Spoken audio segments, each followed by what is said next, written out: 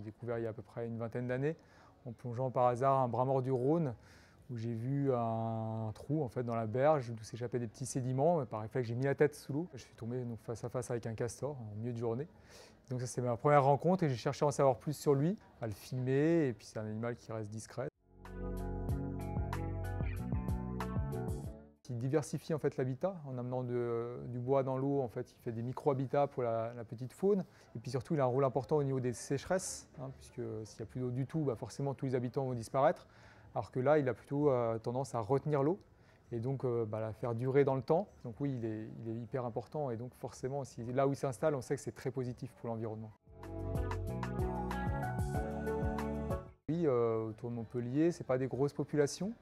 Mais on n'est pas très loin non plus des populations les plus importantes, puisque c'est les populations reliques. Le castor a failli disparaître.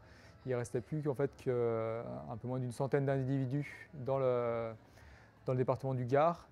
Les cours d'eau méditerranéens ne sont pas forcément faciles pour lui pour l'installation, mais voilà, il sait s'y accommoder et il est quand même bien présent. Ouais.